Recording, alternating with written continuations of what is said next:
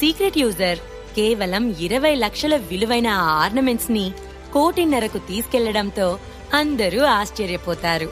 ఆ user millionaire అయ్యుంటాడని అందరూ ఊహిస్తున్నారు. అంతా అయిపోయింది అనుకున్న సమయంలో ఈ సీక్రెట్ యూజర్ వల్ల ఆర్నమెంట్స్ తన సొంతం చేసుకోలేకపోయాడు రాహుల్. చేతికి అందింది చేజారిపోవటంతో రాహుల్ మొహం తెల్లగా పాలిపోయింది. కోపంతో అతని కళ్ళు ఎర్రగా ఉన్నాయి. తన గురించి తానే గొప్పలు చెప్పుకుంటూ తనను మించిన వాళ్ళు లేరు అంటూ ఇప్పటి వరకు యాటిట్యూడ్ చూపించిన రాహుల్ ఇప్పుడు తల పైకెత్తలేకపోతున్నాడు. కృతి రాహుల్ వైపు చూసింది. సారీ కృతి, ఇంకా మనం వేలంపాటని పొడిగించలేం అని ఇబ్బందిగా ఫేస్ పెట్టి అన్నాడు రాహుల్. ఆ మాటతో ఆమె ఆవేశంతో ఉడికిపోయింది. ఈ ఇద్దరికీ ఇప్పుడు కావాల్సింది ఆ వేలం వేసింది ఎవరు అనేది. అప్పటి వరకు గర్వంతో అవహేళనగా మాట్లాడిన కృతికి ఇప్పుడు సిచ్యువేషన్ ని ఎలా ఫేస్ చేయాలో అర్థం కావడం లేదు. అన్ని డబ్బులు పోసి ఆ ఆర్నమెంట్స్ తీసుకున్నారు అంటే ఒకటి వాళ్ళు మూర్ఖులైనా అయ్యుండాలి, లేదా డబ్బులు ఎక్కువైనా ఉండాలి. కింగ్ ఆఫ్ ది వరల్డ్ కోసం 1 కోటి రూపాయలిస్తారా అని కోపం ఆశ్చర్యంతో కూడిన ఒక సందిగ్ధావస్థలో ఉన్నారు రాహుల్ కృతిలు. రాహుల్ ఏం మాట్లాడకపోయేసరికి ఇక రాహుల్ పని అయిపోయింది. అతని దగ్గర డబ్బులైపోయినట్లున్నాయి. ఇప్పటి వరకు గర్వంతో విర్రవీగాడు కదా. అంత పెద్ద ఫ్యామిలీ నుంచి వచ్చిన అతనికి ఈ మాత్రం వేలం పొడిగించడం కూడా కష్టమేనా అని అంతా తమలో తాము మాట్లాడుకుంటూ రాహుల్ వైపు చూస్తున్నారు. రాహుల్కి ఆ చూపులు వాళ్ళు తనని అవహేళన చేస్తున్నట్లుగా అనిపించింది. అది చూడగానే అతనికి ఇంకా మండిపోయింది.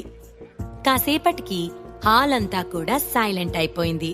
ఇక తర్వాత ఎవ్వరూ వేలంపాటని పొడిగించకపోవడంతో యూజర్ నెంబర్ 9527 కి 2 ఆర్నమెంట్స్ ని అందజేయడం జరుగుతుంది అని సంతోషంగా అన్నది జనని. ఇక అదే సమయానికి ఆ యూజర్ ఐడి నుంచి ఓ మెసేజ్ వచ్చింది. కింగ్ ఆఫ్ ది వరల్డ్ మనీతో కంపేర్ చేయలేని వాల్యుబుల్ ఆర్నమెంట్. మరో 10 ఇయర్స్ కి కూడా ఇది అద్భుతమైన సృష్టి. ఇక ఎవర్ లాస్టింగ్ లైట్ విషయానికొస్తే ఇది కేవలం వాష్రూమ్లలో వేలాడదీయడానికి వాడే చెత్త ముక్క. వెంటనే ఎవర్ లాస్టింగ్ లైట్ ని ఇప్పుడే స్టేజ్ పైనే ముక్కలు ముక్కలు చేయాల్సిందిగా కోరుతున్నాను అనే మెసేజ్ వచ్చింది. జననితో సహా మెసేజ్ చదివిన అందరూ షాక్ అయ్యారు. హాల్ అంతా సైలెంట్ అయిపోయింది. జనని ఎవర్ లాస్టింగ్ లైట్ ఆర్నమెంట్ ని తన చేతిలోకి తీసుకుని గట్టిగా కళ్ళు మూసుకుని ఆ ఆర్నమెంట్ ని నేలకేసి కొట్టింది. ఆర్నమెంట్ నేలపై పడి ముక్కలు ముక్కలుగా పగిలిపోయింది. నిజానికి అక్కడ ముక్కలు ముక్కలుగా అయ్యింది ఆర్నమెంట్ మాత్రమే కాదు, రాహుల్ కృతిల మనసులు కూడా. ఆ సీక్రెట్ యూజర్ కావాలనే రాహుల్ కృతిలను దెబ్బతీయాలని, వాళ్ళ పరువు తీయాలనే ఈ వేలం పాటలో పోటీ పడ్డాడు అని క్లియర్ గా అందరికీ తెలుస్తుంది. అంత విలువైన ఆర్నమెంట్ ని ముక్కలు ముక్కలు చేయడంతో ఎగ్జిబిషన్ హాల్లో ఉన్న అందరూ చాలా బాధపడ్డారు. రాహుల్ కృతిల మొహాలు కోపంతో ఎర్రగా మారాయి. ఇంత ఘోరమైన అవమానం వాళ్ళకి ఎప్పుడూ జరగలేదు. అన్ని ఛానల్స్ రిపోర్టర్స్ అక్కడే ఉన్నారు. అందరూ కూడా ఫోటోస్ తీస్తున్నారు. తెల్లవారితే న్యూస్ పేపర్స్ లో ఆర్టికల్స్ గా కూడా వస్తాయి. ఇక తమ పరువు పూర్తిగా పబ్లిక్ అయినట్లే అని ఇద్దరు చాలా బాధపడుతున్నారు. అసలు ఈ సీక్రెట్ యూజర్ ఎవరు అని కోపంతో పిడికిలి బిగించాడు రాహుల్. హాల్లోని అందర్నీ చూస్తూ జాగ్రత్తగా గమనిస్తున్న అతని చూపు సురభి శివల దగ్గర ఆగింది. మా పతనం ముఖ్యంగా కావాల్సింది సురభి శివలకే, కానీ వాళ్ళకి వేలంలో పాల్గొనే స్టేటస్ లేదు. 1,00,000 రూపాయలు కూడా వాళ్ళ దగ్గర లేవు. అలాంటిది 1.5 కోటి పెట్టి ఈ ఆర్నమెంట్స్ కొంటారా అనుకున్న రాహుల్, లేదు, వీళ్ళయ్యే ఛాన్సే లేదు. వీళ్ళు కాకుంటే ఇంకెవ్వరు? నా ఫ్యామిలీకి వ్యాపారపరంగా ఎంతో మంది శత్రువులున్నారు. వాళ్ళల్లో ఎవరైనా అయ్యుండొచ్చు కదా అని చాలా తీవ్రంగా ఆలోచిస్తున్నాడు. అతని మొహంలో కోపం స్థాయి అంతకంతకు పెరుగుతుంది, కానీ ఏమాత్రం తగ్గటం లేదు. రాహుల్, ఇక్కడి నుంచి వెళ్ళిపోదాం. ఆ సీక్రెట్ యూజర్ ఎవరో తర్వాత కనుక్కుందాం అన్నది కృతి. ఆమె ఫేస్ మాడిపోయిన మసాలా దోశలాగా ఉంది. రాహుల్ కదలకుండా అక్కడ జనాల్ని పరిశీలిస్తూ ఉంటే కృతి బలవంతంగా రాహుల్ని లాక్కుని పోయింది. సురభి చాలా ఆనందంగా ఉంది. తన డిజైన్ బెస్ట్ డిజైన్ గా నిలిచింది. ఆమె కంపెనీకి చీఫ్ డిజైనర్. ఆ అభిమానానికి చాలా థ్యాంక్స్ అని చిరునవ్వుతో చెప్పింది. మరో ₹1,00,000 తీసుకో అని తన మొబైల్ ఓపెన్ చేశాడు శివ. శివ సార్, నేను మీరిచ్చే డబ్బుకి అర్హుణ్ణి కాదు. నాకు ఆ అమౌంట్ వద్దు అన్నాడు గౌతమ్. అప్పుడే గౌతమ్కి ₹1,00,000 ట్రాన్స్ఫర్ చేస్తూ, నా కోసం నేను చెప్పిన పని చేసేవాళ్ళని నేనిలానే చూసుకుంటాను అని అన్నాడు శివ. శివ సార్, ఈ విషయం సురభి మేడంకి ఎందుకు చెప్పటం లేదు? చెప్తే బావుంటుంది కదా.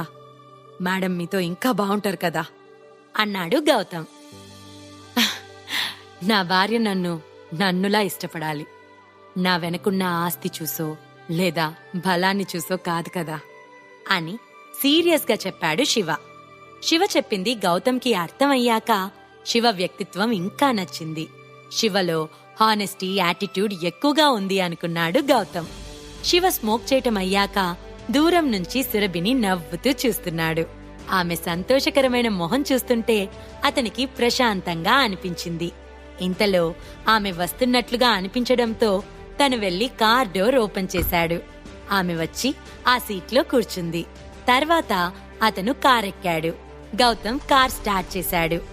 సురభి, హ్యాపీనా అన్నాడు శివ.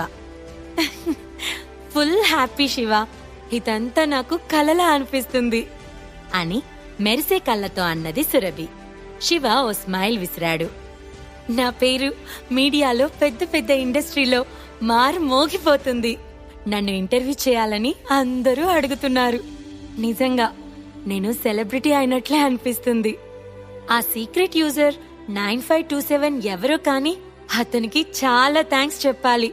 నిజంగా అతనే ఈరోజు నేనింత హ్యాపీగా ఉండటానికి కారణం అన్నది సురభి. నువ్వు చేసిన ఆర్నమెంట్లో నీ వర్క్ పర్ఫెక్ట్ గా చాలా బాగుంది. అందుకే ఆ వ్యక్తి ఆ ఆర్నమెంట్ ని అంత అమౌంట్తో పర్చేస్ చేశాడు అన్నాడు శివ. ఇంతలో ఆమెకేదో గుర్తొచ్చినట్లుగా, అవును, నువ్వు కింగ్ ఆఫ్ ది వరల్డ్ ని ఎలా ఫైండ్ అవుట్ చేశావ్ అని ఆశ్చర్యంగా అడిగింది. నా ఫ్రెండ్ ఒకడు డిటెక్టివ్ గా వర్క్ చేస్తున్నాడు. వాడికి చెప్పాను కింగ్ ఆఫ్ ది వరల్డ్ గురించి. సో వాడే ఆ ఆర్నమెంట్ ని దొంగలించిన వారిని సాక్ష్యాలతో సహా కనుగొన్నాడు. అలానే కింగ్ ఆఫ్ ది వరల్డ్ ని టైంకి తీసుకుని వచ్చి ఇచ్చాడు అని అన్నాడు శివ. ప్రైవేట్ డిటెక్టివా అన్నది సురభి. ఎస్ అన్నాడు శివ. వెరీ గుడ్, మీ ఫ్రెండ్ చాలా మంచివాడిలా ఉన్నాడు. ఒక్క రాత్రిలో దొంగలను కనిపెట్టి లాకెట్ తెచ్చిచ్చాడు. ఇంతకీ ఎవరు ఆ ఫ్రెండ్ అని అన్నది సురభి. ఆ ఫ్రెండ్ సురేందర్ అని సురభికి చెప్పలేదు శివ. అతను చాలా తెలివిగా ఆర్నమెంట్ ని కనిపెట్టాడు. కానీ అతను ఆ వర్క్ చేసినందుకు చాలా డబ్బు ఖర్చయి ఉంటుంది కదా అన్నది సురభి. అలాంటిదేం లేదు. ఇన్వెస్టిగేషన్ ఫీజ్ 10,000 అని చెప్పాడు. కానీ ఆర్నమెంట్ ని సరైన సమయంలో తీసుకుని వచ్చి ఇచ్చాడు కదా, అందుకే నేను ₹1,00,000 ఇచ్చాను అన్నాడు శివ. 1,00,000 అని సురభి షాక్ అయింది. నువ్వింత రిచ్ పర్సన్ ఎలా అయ్యావు అన్నది సురభి. ఇంతకుముందు కాస్ట్లీ కార్ కొన్నాడు. అలానే ఇప్పుడు ఇన్వెస్టిగేషన్కి ₹1,00,000 ఇచ్చాడు. ఎంత పొదుపు చేసినా ఇన్ని డబ్బులైతే పొదుపు చేయలేరు కదా అని సురభి ఆలోచన. నేను నార్మల్గా చాలా తక్కువ ఖర్చు పెడతాను, అందుకే నేను అన్ని డబ్బులు దాచిపెట్టాను అన్నాడు శివ. సురభి నవ్వింది కానీ ఏమీ మాట్లాడలేదు. శివ తన పాకెట్లోంచి ఓ పెన్ డ్రైవ్ తీసి సురభికి ఇచ్చాడు. King of the world ornament miss అవ్వడానికి కారణం జై. దానికి సంబంధించిన సాక్ష్యాలన్నీ ఇందులో ఉన్నాయి అన్నాడు శివ. వాట్? జై చేశాడా ఇదంతా? కానీ ఎలా చేయగలడు? నేనతని సిస్టర్నే కదా, మా ఇద్దరిది ఒకే రక్తం కదా అని బాధగా అన్నది సురభి. ఎగ్జిబిషన్లో అంత పెద్ద అవమానం జరిగాక కృతి, రాహుల్ ఊరుకుంటారా? వాళ్ళు వేసే నెక్స్ట్ స్టెప్ ఏంటి? ఇంత చేసిన జై ఎగ్జిబిషన్ కి ఎందుకు రాలేదు? ఏమైంది? అసలు శివ తన ఐడెంటిటీని ఎందుకు దాస్తున్నాడు? ఈ ప్రశ్నలకు సమాధానాలు తెలుసుకోవాలంటే నెక్స్ట్ ఎపిసోడ్ వినాల్సిందే. క్రింద ఇచ్చిన లింక్ ని క్లిక్ చేసి పాకెట్ ఎఫ్ఎం యాప్ ని ఇన్స్టాల్ చేసుకోండి. Stay tune to pocket FM.